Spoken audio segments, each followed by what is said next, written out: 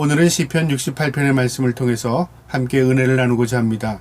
이 시편 68편의 성경적인 배경은 사무엘하 10장입니다. 어떤 내용이 기록되어 있냐면 이스라엘의 왕으로 있던 이 다윗 왕 시대에 열방들이 다 이스라엘을 두려워하던 그런 시기였습니다. 하나님께서 늘 다윗을 통하여 전쟁에 승리케 하시고 또 열방들을 또 잠잠케 하셨습니다. 자, 그런데 뜻하지 않은 전쟁이 다시 또 발발하게 되는데요. 그 내용이 이 사무엘하 10장에 있습니다. 이 사무엘하 10장에 보면 주변 국가였던 이 아람 왕이 장례를 치르게 됩니다. 그러니까 왕이 죽게 된 거죠. 그래서 이스라엘의 왕이었던 이 다윗이 조문단을 파송하게 됩니다. 그러니까 조의를 포하는 겁니다. 그러니까 서로 사이 좋게 지내기 위해서 사절단을 보내게 되는데요.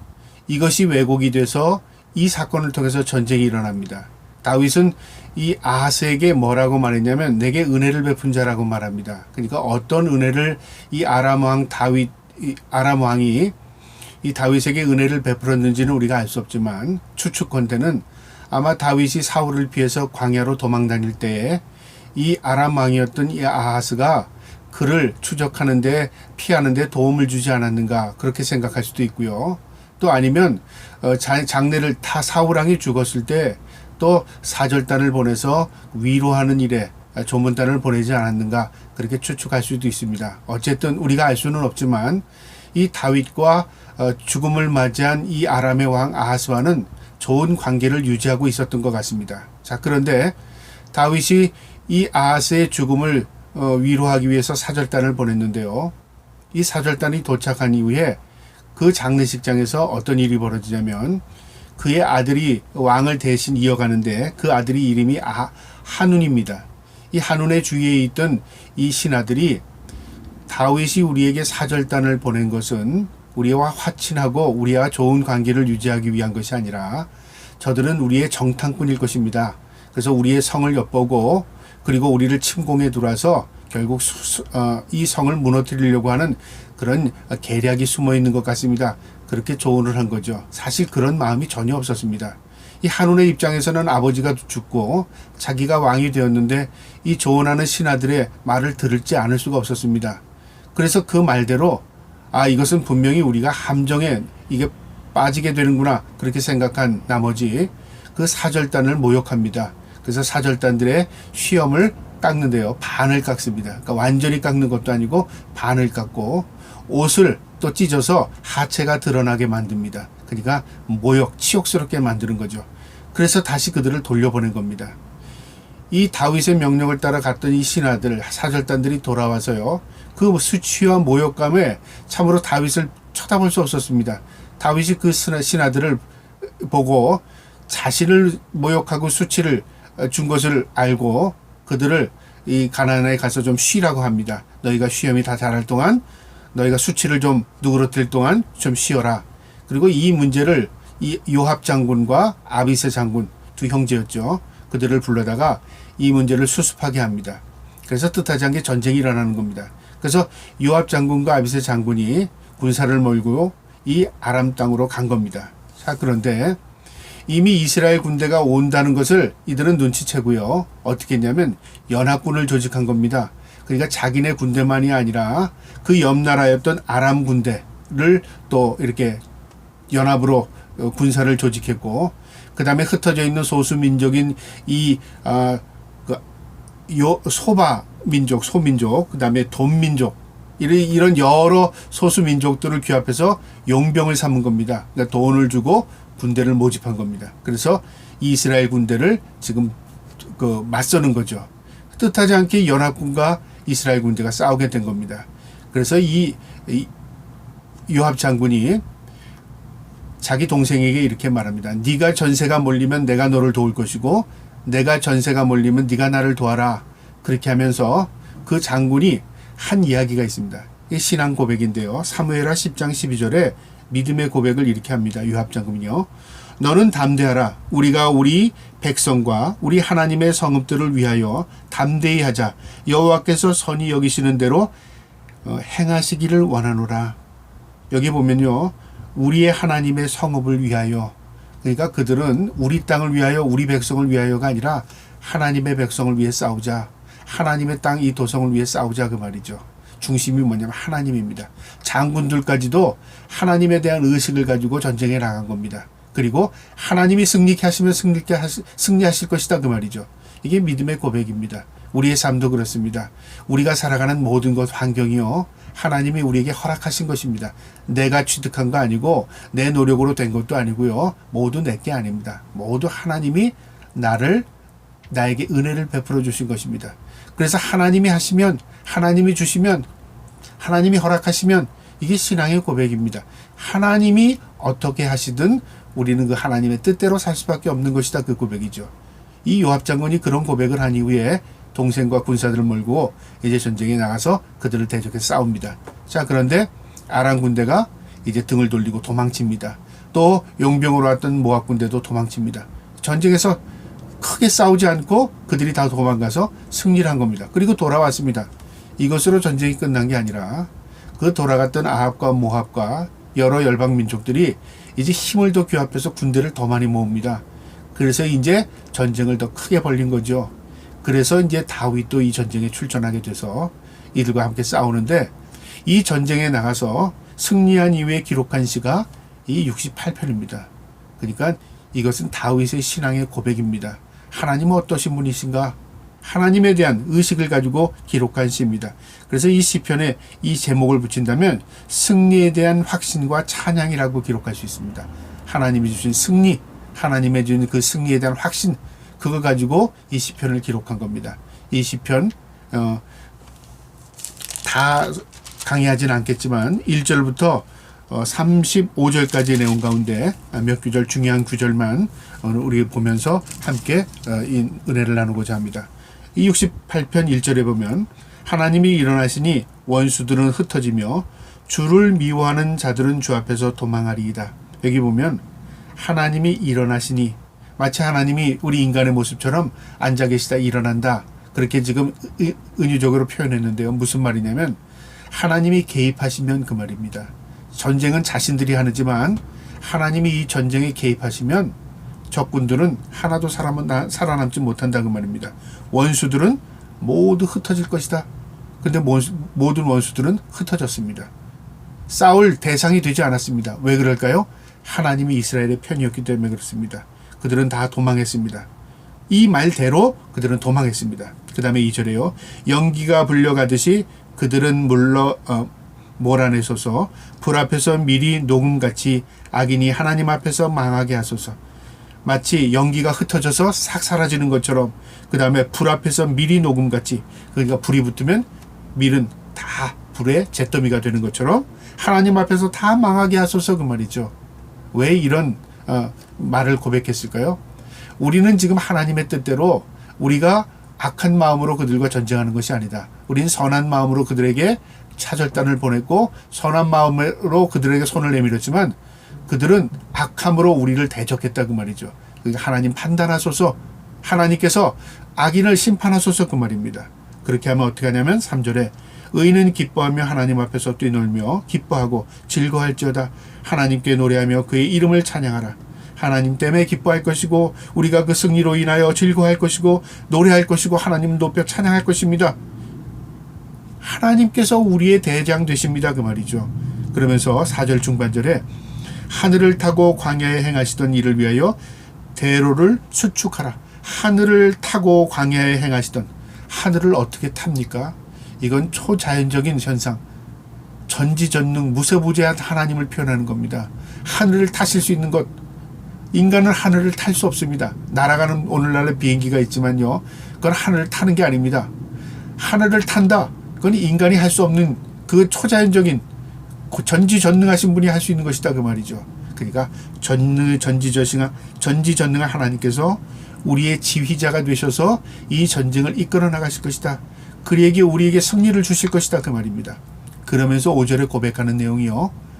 그의 거룩한 처소에 계신 하나님은 고아의 아버지시며 과부의 재판장이시로다. 왜 갑자기 고아와 과부의 얘기를 할까요? 이건 뭐냐면 소외된 자들, 불쌍한 자들, 능력 없는 자들 그 말이죠. 도움이 필요한 자들, 불쌍한 자들을 의미합니다. 하나님은 도움이 되시는 분이십니다. 누구예요? 능력이 없는 자들을, 하나님만을 의지하는 자들. 그래서 성경 마태복음 5장에 보면 심령이 가난한 자는 복이 있나니 천국이 저희들 것임이라는 말이 있습니다. 여기서 가난하다는 말은요, 우리가 물질로 부족한 것, 이런 가난이 아닙니다. 가난은 하나님 없이 살 수 없는 사람이 가난한 사람입니다. 자기의 능력을 없어서 하나님을 절대적으로 의지할 수밖에 없는 사람, 가난한 사람입니다. 그런데 하나님은 그들의 하나님이 되어주십니다. 우리의 심령이 가난하고 하나님 없이 내가 살 수 없습니다. 그런 고백할 때 하나님은 우리의 힘이 되어주십니다. 왜요? 그분은 공의의 하나님이시기 때문에 그렇습니다. 6절에 하나님이 고독한 자들을 가족과 함께 살게 하시며 갇힌 자들은 이끌어내사 형통하게 하시느니라. 이게 공의입니다. 가난한 자, 능력 없는 자, 고독한 자, 갇힌 자, 그들을 하나님께서 풀어주고 형통케 하시고 그들의 편이 되어주십니다. 오직 거역하는 자들은 거처는 메마른 땅이로다. 거역하는 자, 하나님을 대적하는 자는 메마른 땅, 아무 쓸모없는 땅, 척박한 땅으로 말라버릴 것이다, 그 말입니다. 7절에 하나님이여 주의 백성 앞에 나가사 광야에서 행진하셨을 때, 이것은 과거에 자신들의 조상들이 행했던 일을 기억하는 겁니다. 출애굽 사건을 이야기하는 거죠. 하나님께서 광야와 같은 그 세상으로 우리를 이끌어내실 때는 광야에서 살게 하시는 게 아닙니다. 그들을 젖과 꿀이 흐르는 약속의 땅, 가나안 땅으로 인도하시기 위해서 광야라는 그 여정을 거치게 하는 것이죠. 우리도 마찬가지입니다. 우리가 천국에 바로 입성시키는 게 아니라 광야와 같은 인생의 여정을 걷게 하신 이후에 우리가 이 광야에서 하나님을 동행하고 하나님을 만나고 하나님을 인정하고 살아갈 때 우리에게 약속의 땅, 가나안 땅이 우리에게 약속대로 이제 펼쳐지는 것입니다. 그래서 이 노래는 광야에서 행하던 때 자신들이 조상들이 출애굽 사건 그것을 기억하면서요, 하나님이 어떻게 하셨냐면 8절에 땅이 진동하며 하늘이 하나님 앞에서 떨어지며 저 신의 산도 하나님 곧 이스라엘의 하나님 앞에서 진동하였도다. 떨리고 흔들리고 진동한다는 이게 뭐냐면 하나님의 임재의 표현입니다. 하나님이 이 땅에 임재하시면요, 모든 피조물, 모든 땅이 다 흔들립니다. 두렵고 떤다, 그 말이죠. 하나님께서 이스라엘 민족을 광야로 이끌어냈을 때요, 모든 열방이 다 떨었습니다. 이스라엘 민족이 무서웠었던 게 아니라 하나님이 그들과 함께 하신데, 그들이 이동하면서 하나님이 그들을 먹이신데, 그들은 광야에서 40년 동안 살아갈 수 있도록 하나님께서 만나와 메추라기를 베푸시고 불기둥과 구름기둥으로 지켜주실 때, 이게 소문이 날 때 이방인들이 두려워하는 겁니다. 무엇에 대한 두려움입니까? 하나님에 대한 두려움입니다. 우리가 믿음으로 이 땅에서 살면요, 우리는 보잘것없고 부족한 존재이지만 세상 사람들이 우리를 통해서 하나님을 발견하게 됩니다. 하나님이 저들과 함께 하시는구나. 오늘날 우리가 왜 이 땅에서 믿는 사람들이 능력 없는 삶을 사냐면 하나님이 능력이 없는 게 아니라 우리가 하나님을 믿지 않기 때문에 그렇습니다. 하나님이 능력이 없어서 세상이 이렇게 이 교회와 믿는 사람들을 우습게 여기는 게 아니라 우리가 하나님을 제대로 믿지 못해서 세상 사람들이 우리를 모욕하는 겁니다. 문제는 하나님께 문제가 있는 게 아니라 우리 그리스도인들에게 문제가 생긴 겁니다. 그걸 발견해야 합니다. 하나님의 임재는 진동이 나타납니다. 하나님의 임재는 세상의 모든 것 다 두려워합니다. 9절에요. 하나님이여 주께서 흡족한 비를 보내사 주의 기업이 공고할 때 주께서 그것을 견고하게 하셨고, 여기 보면요, 하나님이 흡족한 비를 내리셨답니다. 여기 흡족한 비는 성경에서 이 비는요, 은혜를 이야기합니다. 잊은 비와 느린 비, 꼭 필요한 비입니다. 농사를 짓는 사람은 이른 비가 있어야 모내기를 합니다. 늦은 비가 있어야 결실을 맺어서 수확을 거둘 수 있습니다. 그래서 잊은 비와 늦은 비는 은혜를 말합니다. 비는 은혜입니다. 하나님이 이 땅에 하나님의 백성들에게 은혜를 베풀어 주셨습니다. 그 다음에 흡족한 비는 우리 하나님의 백성들을 보호하는 역할을 합니다. 물이 없으면 모두 광야에서 죽습니다. 그런데 하나님께서 반석을 쳐서 물을 내셨습니다. 그러니까 이것은 비는 은혜입니다. 우리에게 은혜를 베풀어 주신 것입니다. 우리의 생명입니다. 그 다음에 또 이것은 승리를 경험하게 하는 겁니다. 승리. 하나님께서 흡족한 비를 주셨다는 것은요, 하나님께서 풍성한 은혜를 베풀어 주셔서 우리에게 승리를 경험케 했다는 것입니다. 주의 기업이 곤고할 때, 여기 참 놀라운 단어가 있는데요, 하나님의 백성이, 이스라엘 백성이 그렇게 표현하지 않고 이 다윗은 이 시편을 통해서 주의 기업이 곤핍할 때에 주께서 그것을 견고하게 하셨답니다. 자신의 백성을 주의 기업이라고 말합니다. 하나님의 관점에서 본 겁니다. 우리가 보잘것없는 존재이지만 하나님의 관점에선 우리가 자녀입니다. 백성입니다. 우리는 죄인입니다. 우리의 관점에서는요. 하나님이 우리를 봐줄 때는 예수 그리스도의 보혈의 피로 씻어주신 거룩한 존재로 삼아주신 하나님의 자녀로 보아주시는 겁니다. 다윗이 지금 자신의 관점에서는 이스라엘 백성이라고 말할 수 있지만 하나님의 관점에서는 주의 기업이 된 겁니다. 주의 기업이 뭐예요? 하나님의 재산권이라고 말이죠. 하나님의 소유라고 말이죠. 우리는 하나님이 우리의 소유가 하나님 우리의 소유로 삼아주셨습니다. 그리고 우리는 하나님의 소유 아래에 있는 것입니다. 다윗이 고백이 참 놀라운 겁니다. 우리는 주의 기업이 됩니다. 그래서 하나님께서 우리에게 흡족한 은혜를 베풀어 주시고 공고할 때 우리에게 항상 은혜를 베풀어 주십니다. 그 말이죠. 10절에 주의 회중은 그들 가운데 살게 하셨나이다. 하나님이여 주께서 가난한 자들을 위하여 주의 은택을 준비하셨나이다. 가난한 자들, 제가 아까 말씀드렸듯이 먹을 것 없는 자, 생활적으로 궁핍한 자, 그게 아니라 하나님 없이 살 수 없는 백성 그 말입니다. 가난한 자를 위하여 주의 은택, 은혜를 베풀어 주셨습니다. 우리가 하나님 없이 살 수 없는 백성인데 하나님께서 우리에게 은혜를 베풀어 주셨습니다. 그래서 우리가 전쟁에서 승리한 겁니다. 그 말이죠. 놀라운 고백이죠. 그 다음에 17절로 넘어가면 하나님의 병거는 천천히요 만만이라 주께서 그 중에 계심이 계심이 신의 산 성소에 계심이로다. 하나님의 군대를 본 겁니다. 자신의 군대의 숫자보다 아람과 이 암몬의 군대가 더 많았습니다. 연합군이었기 때문에요. 근데 이스라엘 다윗은 무엇을 봤냐면 하나님의 군대를 본 겁니다.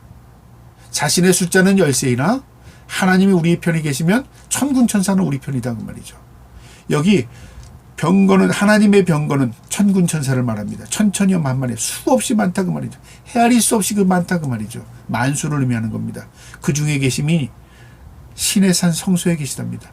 하나님의 임재하시면 그 모든 천군천사는 하나님과 함께합니다. 왜요? 하나님의 군대이기 때문에. 하나님이 내 편이시면 모든 천군천사는 다 나를 도와줍니다. 놀랍죠? 이게 다윗의 고백입니다. 그래서 다윗이 위대함이 뭐에 있냐면요. 그는 하나님에 대한 고백을 할 수 있는 사람이었습니다. 우리가 다윗처럼 하나님 앞에 합당한 삶을 살 수 있는 것은 우리가 능력이 아닙니다.